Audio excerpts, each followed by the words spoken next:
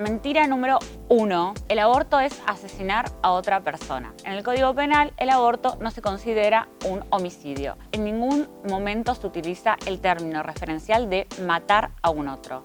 En cambio, en el homicidio sí se utiliza esta palabra.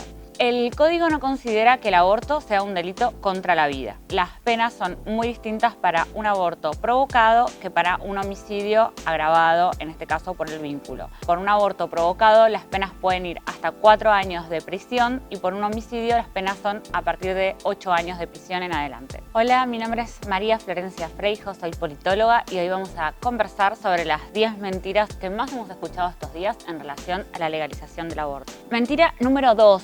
Abortar es matar a una persona.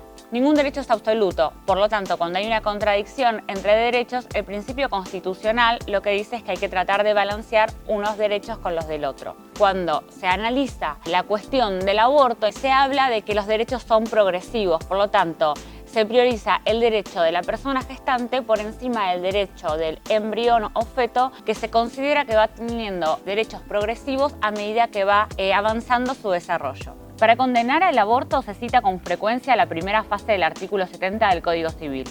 Desde la concepción en el seno materno comienza la existencia de las personas y antes de su nacimiento pueden adquirir algunos derechos como si ya hubieran nacido. Pero se elude, por los pro vida, cuidadosamente citar el artículo completo. Estos derechos quedan irrevocablemente adquiridos si los concebidos en el seno materno nacieran con vida, aunque fuera por instantes después de estar separados de su madre. Es decir, que el Código Penal interpreta que los derechos comienzan después del nacimiento, es decir, después de atravesar un parto, y consideran que la persona es sujeto de derecho después de haber nacido. Ahora vamos a la tercera mentira, que tiene que ver con el cuestionamiento de las cifras. En primer lugar, no se sabe las cifras oficiales porque el aborto es clandestino, con lo cual tenemos un primer problema de abandono en el Estado al no investigar con exactitud un problema que tiene que ver con la salud pública. Las cifras nos hablan de que 135 mujeres por día ingresan a los hospitales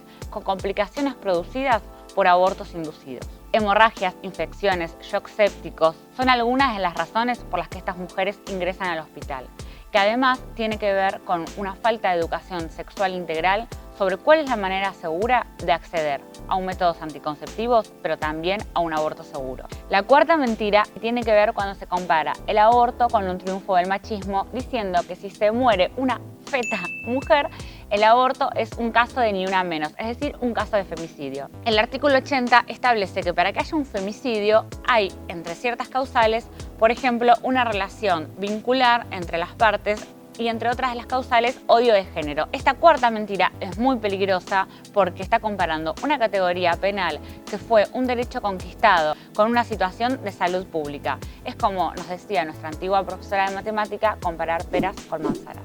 La quinta mentira, lo que dicen es que el feto en realidad es una persona externa al cuerpo de la madre.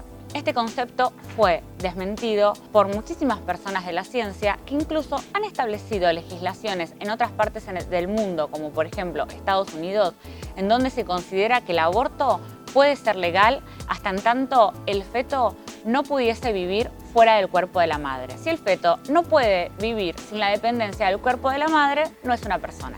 Siempre nos preguntamos cuáles son las implicancias de abortar, pero ¿cuáles son las implicancias de gestar? Y en este sentido, cuando la Organización Mundial de la Salud habla de salud integral, nos estamos olvidando de una categoría de diferentes tratados internacionales a los que Argentina suscribió, en donde la salud es considerada no solo la salud física de esa persona, sino también la salud psíquica, la salud emocional, la salud socioeconómica.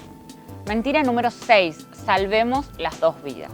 No hay 2 vidas que se salvan, porque la mujer que decide abortar va a hacerlo pese a que sea legal el aborto o sea clandestino. Las mujeres son sujetos autónomos de decisión y esto lo demuestra cuando, pese a saber que están perjudicando su vida, deciden abortar en condiciones insalubres a costa de todo. Lo que se está generando es la muerte por diversas consecuencias de salubridad de esa madre que a veces ingresa al hospital y se muere en una clínica, pero también de ese feto que está en desarrollo. Ninguna vida, si el aborto es clandestino, se termina salvando. La séptima mentira es la comparación del aborto con otros delitos.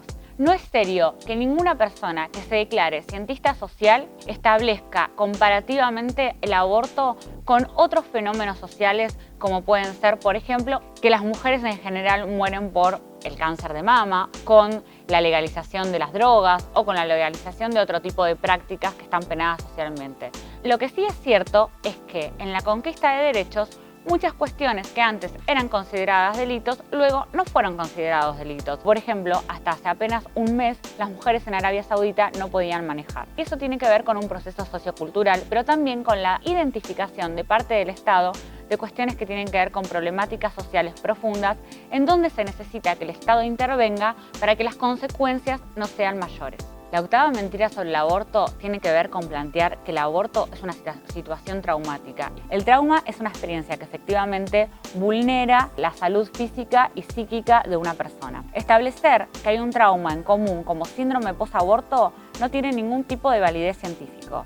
Cada persona en su psiquis y en su construcción social es individual. El trabajo de los psicólogos y los expertos es justamente trabajar con esas personas al nivel individual. ¿Qué pasa, por ejemplo, si se obliga a una niña o una mujer a maternar que no quieren maternar, pero sin embargo se la obliga a pasar por todo el proceso de gestación y, por ejemplo, como dijo nuestra vicepresidenta, a darle una adopción? Total, no pasa nada. Están opinando sobre la subjetividad de la mujer y la están invisibilizando como un sujeto autónomo de decisiones. La mentira número 9 radica básicamente en decir que legalizar el aborto va a hacer que efectivamente aumenten los números de casos. Primero, hay una mentira en relación a cómo se interpretan los datos, porque hemos visto que han aumentado las tasas de aborto sin tener en cuenta el aumento poblacional, con lo cual lo que no se tiene en cuenta en este momento es un principio estadístico que tiene que ver con la proporcionalidad de la población en relación a un fenómeno. Cuando un fenómeno social es ilegal, en el primer momento en que se legaliza, siempre se ve un leve ascenso de la curva